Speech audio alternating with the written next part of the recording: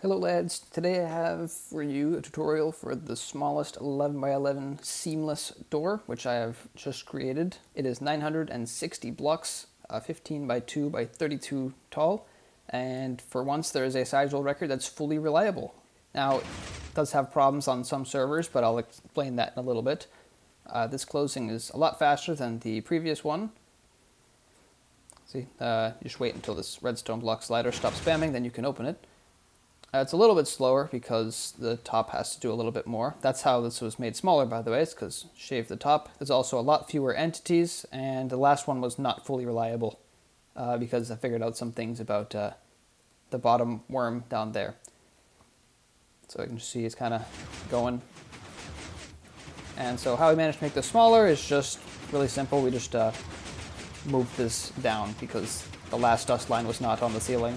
And that, of course, comes with some difficulties because you have to power these pistons, and there's no real good line to do that. So we just have to reuse these observers and also slide these out of the way to block the upwards pistons for the singles and the opening and closing, which is not the easiest thing to do, but there's room for that. And also there is more room in the bottom because I found this really neat redstone block slider, which is an epic W, and then yeah, I just moved the input down to there because I found a better sequence for the top, and it's a lot easier because there was no way I was fitting what was fit in the top before up in that. So let's just watch this from the back because, I mean, we don't have a proper showcase video for this, and there won't be one because I'm lazy. You can see there's the slider up top, and this thing is max speed, which is really nice. And also it stops a little bit early just because, I don't know, it was just easier that way. Well, it's fine because it's only pushing 12 blocks, well, 11 blocks normally. And that's why the 12 by 12 is possible. Let's see this tape going.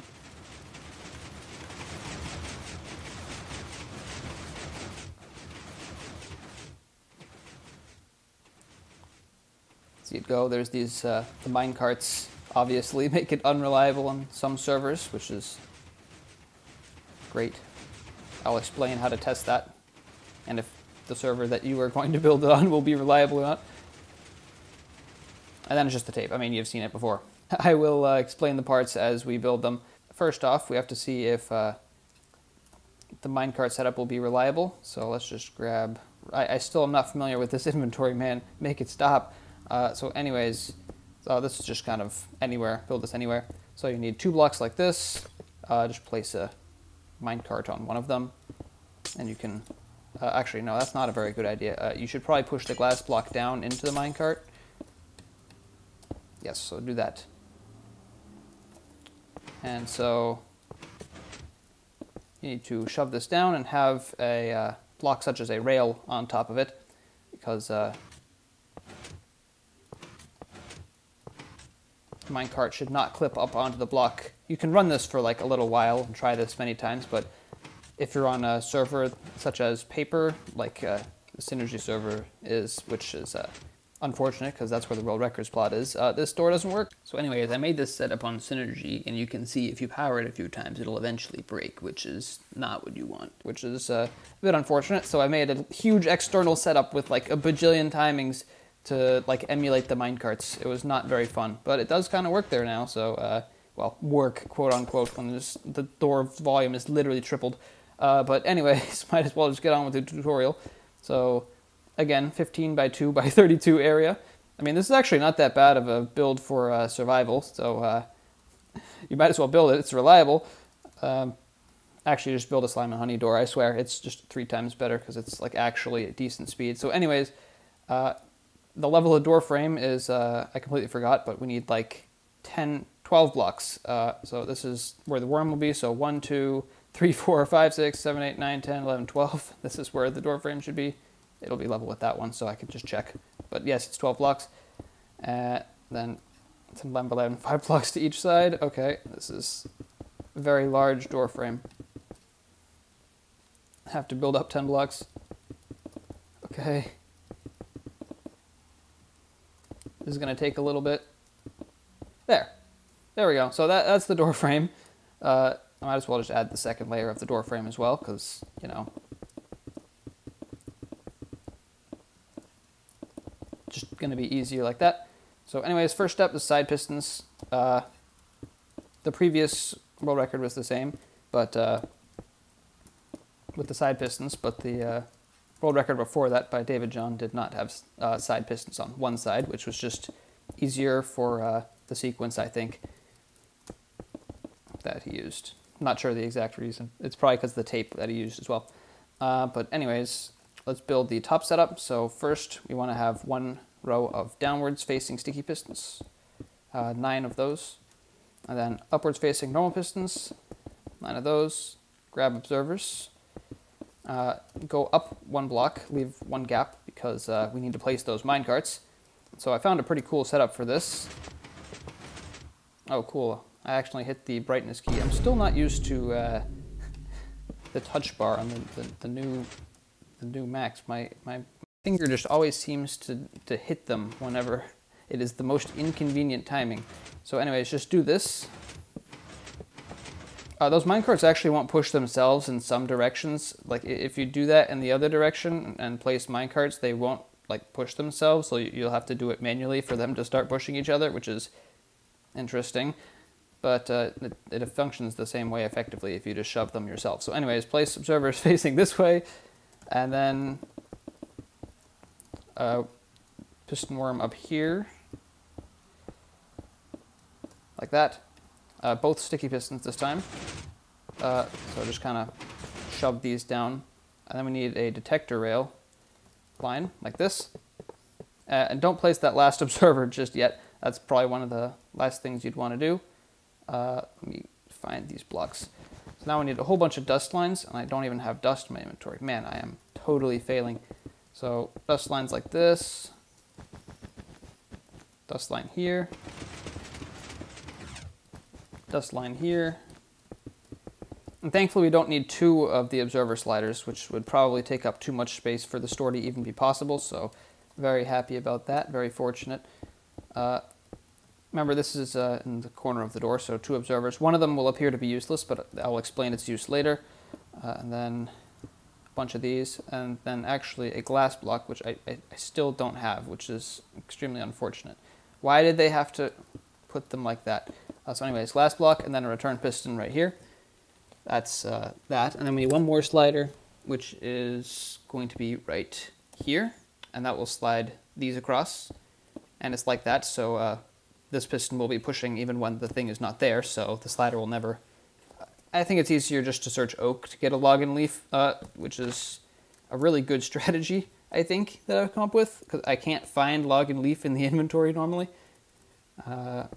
Anyways, what was I saying? Oh yeah, that slider has to push back over 3 game ticks, I think, because of something I'll explain later, because this slider kind of goes during the top worm sequence, so it needs to push back quickly or else it will break, and I'll explain the move on that later. So that should be, actually wait, nope, not the entire top sequence yet. We still need the tape, so this tape is like a folded tape kind of thing. So something like this, and then we need a glass block, which I apparently have also deleted from my inventory and left a furnace cart. So there's that. A glass block here, normal piston, and that's it. So now for the bottom, we need 9 more rows of storage blocks, and just this huge 9 by 10 block of quartz blocks. So I'll just be placing these as fast as I can. I love placing quartz blocks. I'm also apparently really bad at it. Anyways, now that that's done, we need the piston worm on the bottom. Both of these are just going to be sticky pistons again, because it needs to go up and back down, because the push limit will not allow us to push the piston worm back down with the rest of the blocks, because that'd be too many. Just happens to be 1 too many, which is unfortunate, but oh well, you can make do with that. So let's start off with the input block right here. This can just be like anything. You run a repeater into that. I don't think it's dust input. Actually, no, I lied. It is dust input. You just have to make sure you don't redirect the dust that way, because then it will fail. Well, actually, no, it won't like fail. Just one of the side pistons won't activate. So if you want one of your side pistons not to activate, then you can do that. But I don't think anyone wants that. So here's your side pistons. These are just kind of irrelevant. The timing can just be whatever. It's not really important. No explanation required there. And so I'm already failing with the power lines here. So observer into piston into observer, and then this redstone block like this. And we need an activator rail. It's going to be a lot of activator rails. It should be placed that way, I think. And then we need a hopper right here.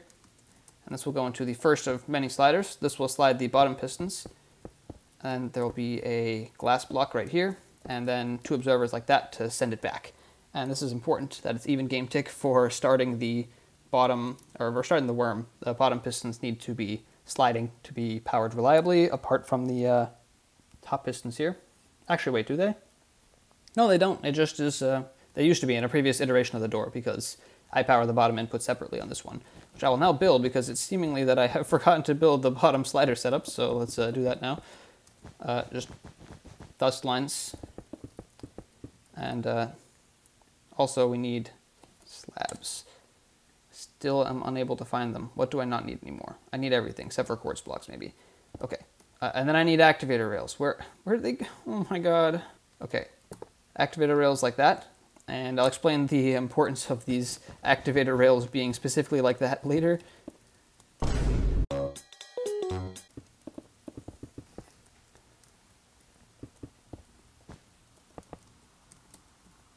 So anyways, another rail like that. This one is the exact same. And we'll have one more input like this. Actually, I lied, we need the slabs back, which is completely ridiculous. A slab here, an observer here, like that, dust, and then I need the rails still. Okay, what can I replace? Okay, block there. This time we need a note block. Oh my god. And then I need that extended hotbar mod. Anyways, another dust line like this. This is going to be where the redstone block slider is. And then we also need rails. I need a slab. Oh wait, it's right here this time. I'm smart. I just hit the brightness key again. Amazing. So 2 rails like that. Well, I guess that's one way to test the slider. Redstone block sticky piston right here. It's important that those are sticky pistons, which again I will explain later. And then another sticky piston right here. Grab yourself a cobblestone wall, place it right here, because it detects when the redstone block is placed above it, because if you look really closely, there's a really tiny portion of the wall missing, and then when you place a block above it, it actually fills in, and then the observer detects that. I have absolutely no idea what attribute it is. Oh, east tall. Okay, there we go. So that's what the attribute is. So there you go. Now you know. And make sure that's not a redstone dot. You know, that's actually a legitimate concern of mine, is that eventually, like, tutorials that I've recorded in, like, 1.15, people will think that, like, they have to be redstone dots, when in fact they actually have to be the redstone cross, and that's, people are just gonna, like, spam my videos with dislikes and wondering why it doesn't work in 1.16. It's not the greatest thing ever, but it should be fine. So anyways, what was supposed to be here? Oh yeah, it was supposed to be this. Oh my god. This is the like 5th time I've gotten trolled by my touch bar today. So that's fantastic. So build this, and then this will go up into a normal piston, as this is what's going to power the sides and the top. As you can see, this is just a toggle right here, because this glass pane is going to toggle twice. And so it'll just give 1 pulse per bottom slider. Then we can just hold shift when clicking the dust, because you have to do that. And my inventory cycling is very bad. So anyways, this last one has to be a dust, or you can make it a note block if you want to waste 8 wood, but I am assuming most of my viewers do not want to waste 8 wood on a note block, if you're building this in survival, that is. So anyways, here comes the first slightly interesting part. To get the signal past this soon-to-be very inobstructible wall of clock control circuit, we push this normal piston, and then here's the first part of, this is what's going to be doing the closing for the sticky pistons down here. And you can see there's 2 observers to these normal pistons right here. So obviously we're going to have just 2 observers into this, and this one will always win, because this observer, these two observers are going directly out of this observer into this piston, whereas this one has a dust in between. So this one is scheduled first, and then we'll process first. So this one, this slider here will always win. It will slide, and everything will be great. And this is not uncontained, thankfully. It almost is. It's very, very close. It's one tick off from being uncontained, which is really funny. So anyways, we can work on this tape circuit now, which is probably, it's only the only circuit that I stole, which is from Wylux. It's a very good tape circuit, and I don't think this door would be very possible without it. It uses a minecart though. It's the only other entity in the door besides the ones here, so figured I might as well use it. So anyways, glass here. I don't think it actually has to be glass, but actually, yes, it does have to be glass. Non-solid block glass, because otherwise it would power that piston down there, and you would have a bad time. So observer facing up, dust on that. Observer facing downwards. Probably remove that glass unless you want your entire door to break. 2-tick repeater like that, spacing out, placing it, and setting it to 2 ticks, so this piston can grab back, and your tutorial can be extremely smooth, and you don't have to pull that back. And I've gotten trolled by my touch bar for the 5th time, and then we're going to start this tape by having a normal piston right here, and then it will be controlled by this toggle right here, because we're not toggling it by extending this piston, because guess what, that piston's not going to be there. So now to start the top circuit up here, we just have this, wait, that should be one lower, I'm really smart, like this, and then another toggle like so.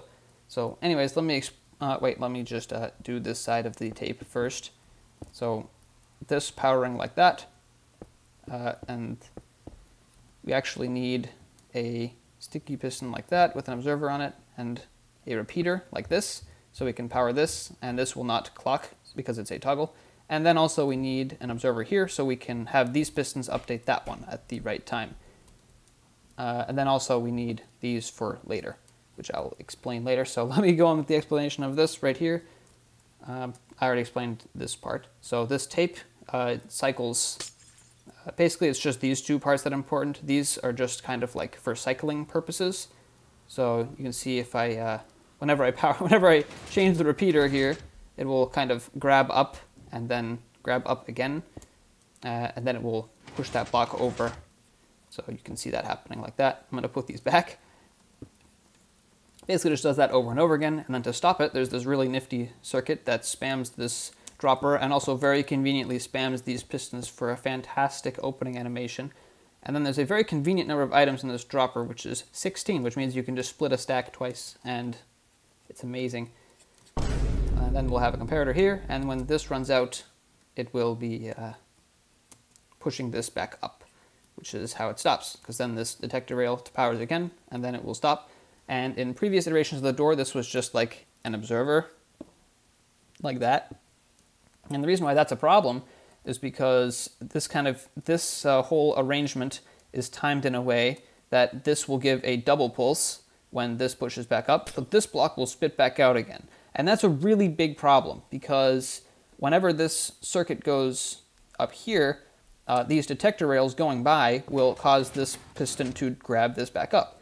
And basically, after this becomes seamless, there is no way for us to make this grab back up.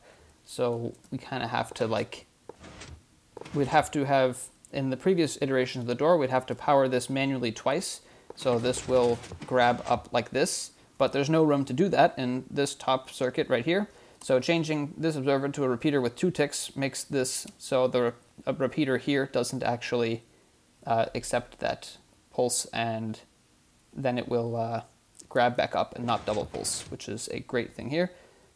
And this piston grabs the block, or starts retracting 2 ticks after this column pushes over, which is exactly a timing for this. So if these didn't push out at 2 ticks as well, this piston would not fire at all, because it would not get updated because of this immovable here.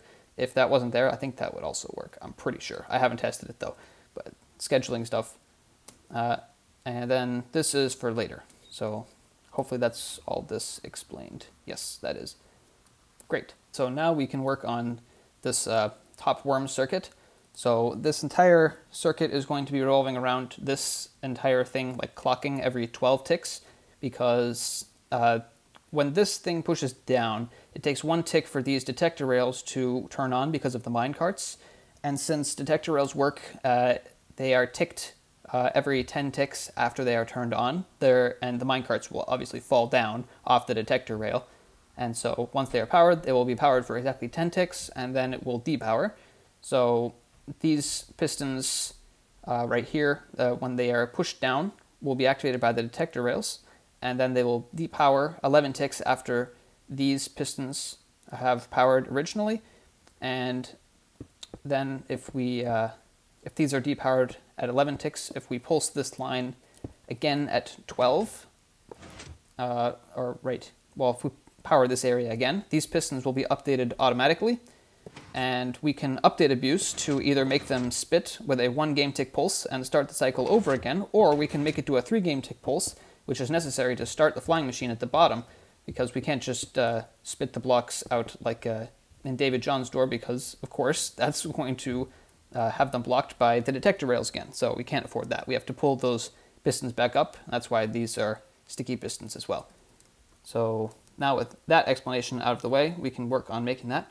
So first thing, we're going to take an output from this and have a double pulse. And that's another nice thing about the minecarts, is that we can have this do a double pulse and have absolutely no consequence, since the main extender is going to be blocked for most of the time by the pistons being extended, except for like maybe down here. But you could probably get away with a double pulse there too, to be honest with you. So we're going to have an updater piston for this one, because we can't use dust to update them.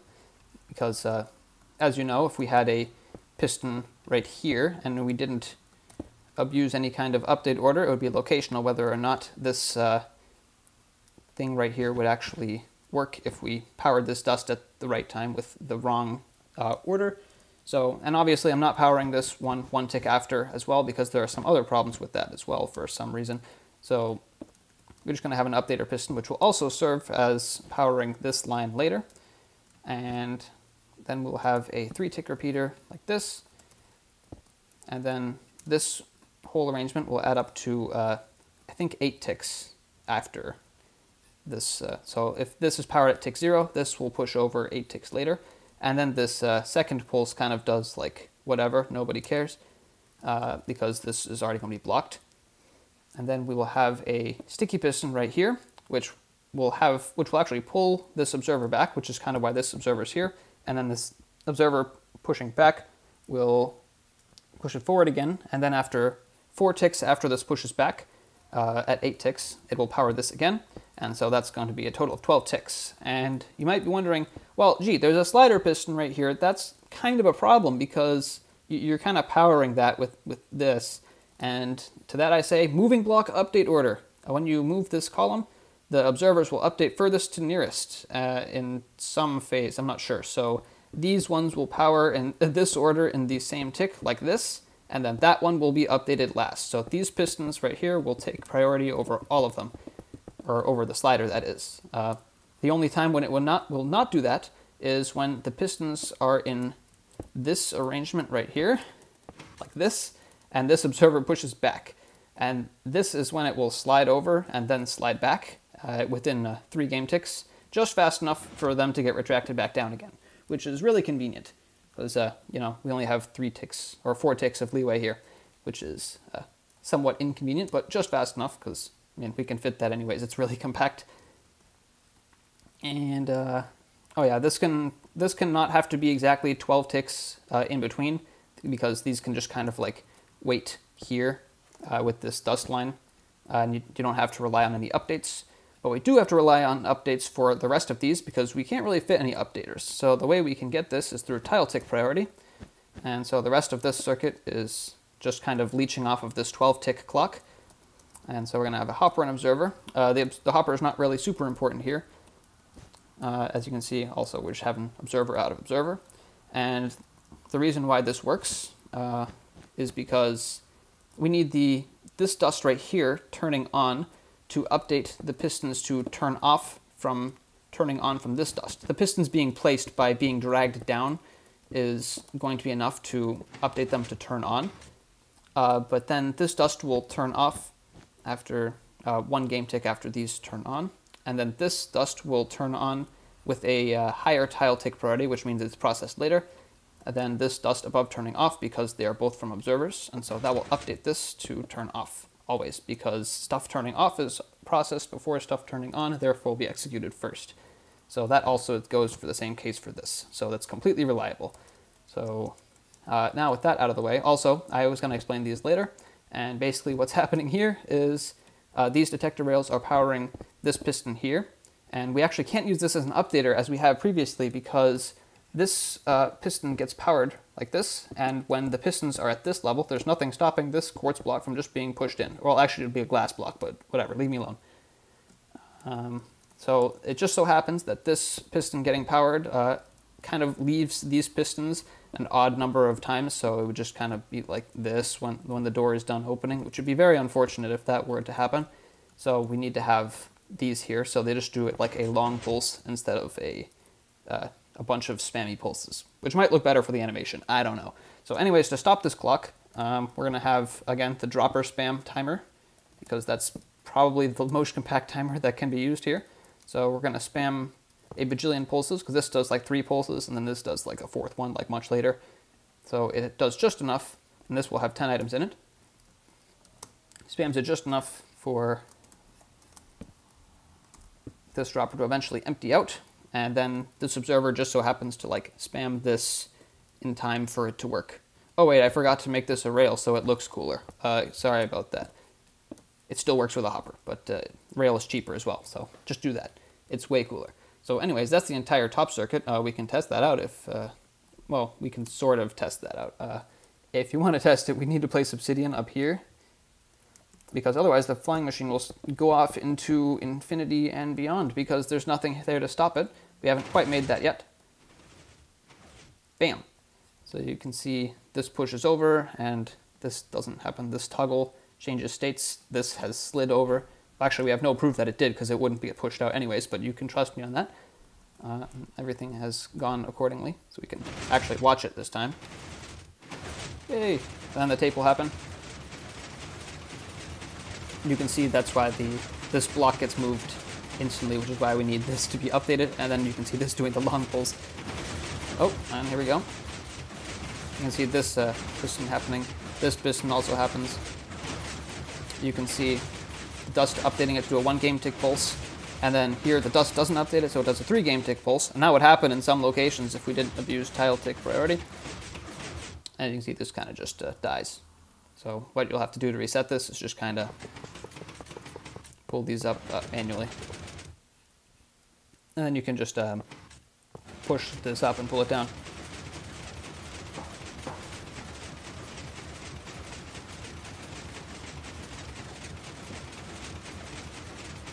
Yay! Okay, we waited long enough. So now on to the bottom circuit. So the first thing I'm going to do is obviously the worm here. And this worm works very epically, as a normal piston worm would. But basically to explain why all the rails are necessary and why it's sometimes locational if you don't have them, it comes down to dust update order as per usual. So I'll make this quick setup like this. We'll see if we can get lucky and have it fail just for educational purposes. Okay, this won't do anything because it's not actually the correct timing of the clock.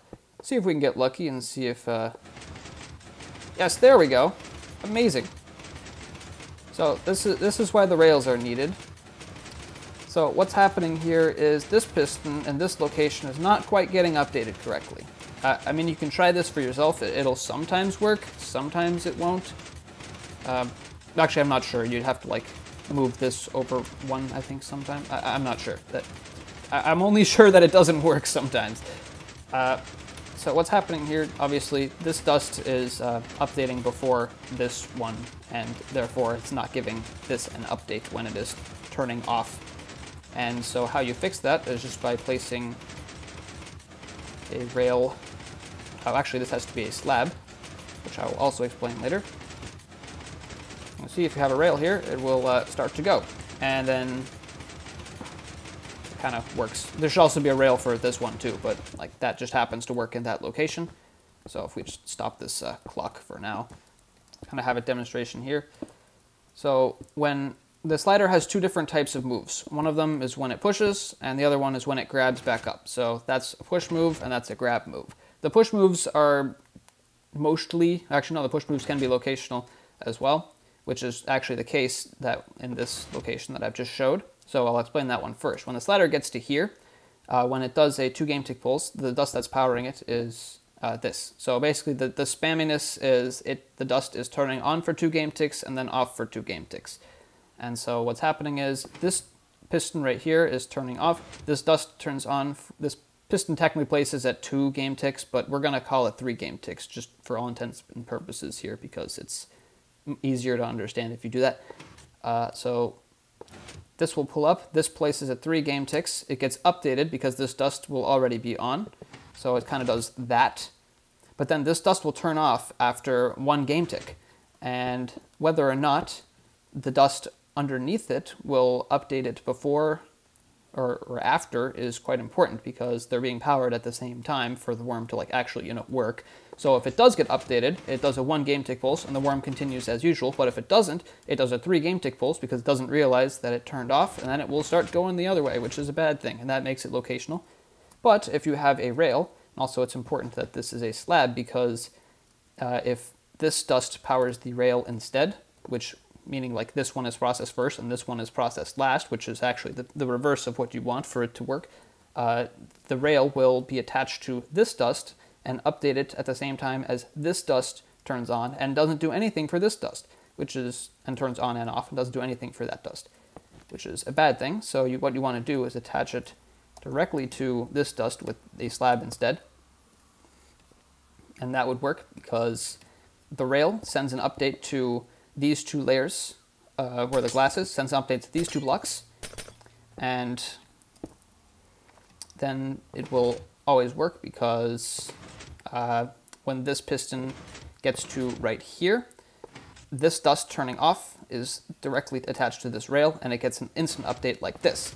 And now you might be wondering, well, gee, can't you just use something like a piston right here? Oh, cool, troll by my touchpad again. And yes, that like should work because the update is not actually reliant on tile tick priority whatsoever. The rails are only necessary because the piston will be spamming as well, which means that it will only give an update through the 1 game tick pulses. When this thing turns off, it will not be able to give an update after 2 game ticks because it'll still be retracting, which means that it will still be locational, and that's a bad thing. Okay, so this is like after the video, but I totally forgot to explain what happens after this piston goes up. So basically what happens is this piston is still retracting when this dust up here powers, and if it doesn't get an update because the dust is not on when this piston places, it can straight up just not update sometimes, and then the worm can turn around. Instead, when this rail is here, this gets an update and the worm keeps going. So that's just kind of a small side note. So the rails are necessary, and as long as you update just one of them, the rest of them will already be updated because of the piston updates, and the bed doesn't matter either. Sorry, my brain is melting. As long as you can update just one of them, so that's why we have them on this side and on that side. As long as you update just one of them, the entire thing is going to work. And the explanation for this redstone block slider is pretty much the exact same thing. It is actually pretty much mimicking the exact same timings of dust here. And the reason why these are sticky pistons is so that these redstone blocks will be placed at an earlier phase in the tick, because for all intents and purposes, if we used a normal piston, these redstone blocks would land after 3 game ticks instead of after 2. So this dust would only be on for 1 game tick, and then the piston being placed at a level like this would not update itself, and then it would not work at all. It would just reliably not work. And then this basically just shoves it back with the sticky piston as well. So the redstone block's placing earlier, as you can see, if you give it a 0 tick, the redstone block instantly places, but if you give it a 2 game tick pulse via an observer, it places after 2 game ticks, which is nice. And pistons detect it, even though if you have a normal piston, they place after 2 game ticks too, just in a different tile phase. That's not important. So that's how that works. Sorry for a long explanation, but feel like it needed to be said. So anyways, let's get this started. This has the right timing to work. I need to have this here, and this slider will be controlling the entire clock for spamming. have an observer here to power this line. That can't be a block or else it'll bud this and cause problems. This pulse will be the first one. You can see this happens after 3 ticks after this pushes back. These pistons will land after 3.5, so they do a 1 game tick pulse. That's not really important though, because these lines don't start spamming until 5 ticks afterwards. So yeah, there's that. And then all these lines will get spammed from the same observer, which is not enough to make them reliable, because you need to have like varying tile tick priority for it to like actually work, as we are abusing up here. But unfortunately, that tile tick priority is much harder to get because we can't rely on dust turning off before it turns on. And that would just be a complete nightmare. Like I'd have to have a repeater to like this line and then like an observer and then like something even less than an observer. Or sorry, more than an observer, because tile tick priority is reversed. Leave me alone. So the way we get this redstone block slider is just through timings. This 4 tick repeater will just power every 4 ticks, so this will go back and forth every 4 ticks. So there's that. And then for the timer, we're going to take an output from this, so it spams enough. We're going to have another dropper. I don't have a dropper in my inventory. Great. Another dropper thing here.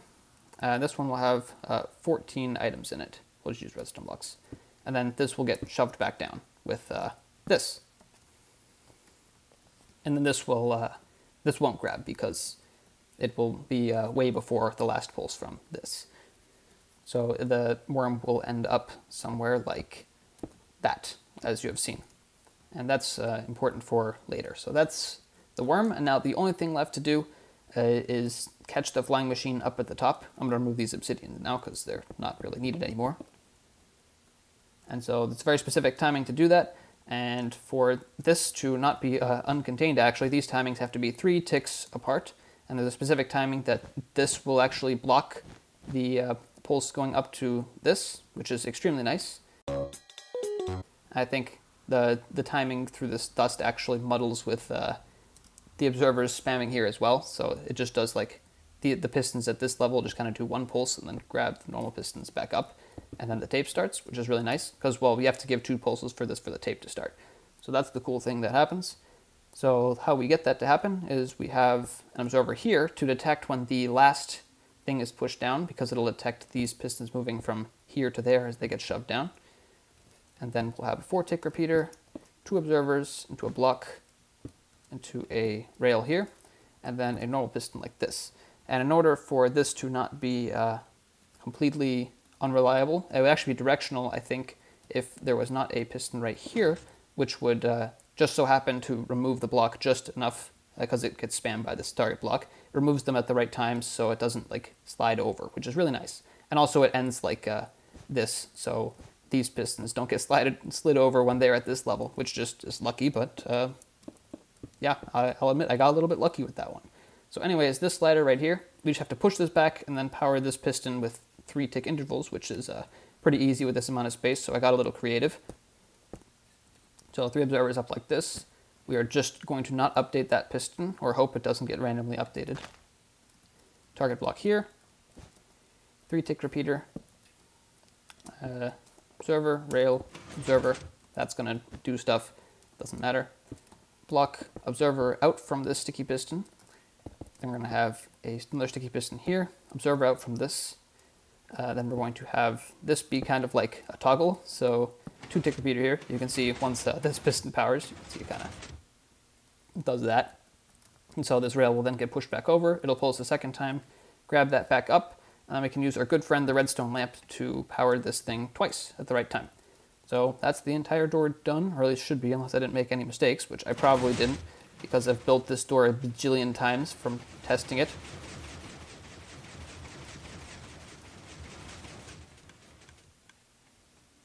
Yep, and we can depower it.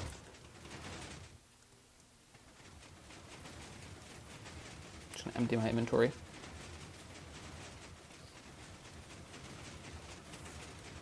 Watch this absolutely fabulous animation. But yeah, don't try this door on a paper server or whatever, because it disintegrates when the minecarts fail. Now you can see this observer triggers, the slider goes, this funny circuit down here happens, and then this piston slides over and blocks the top from flying off, and then the last tape happens.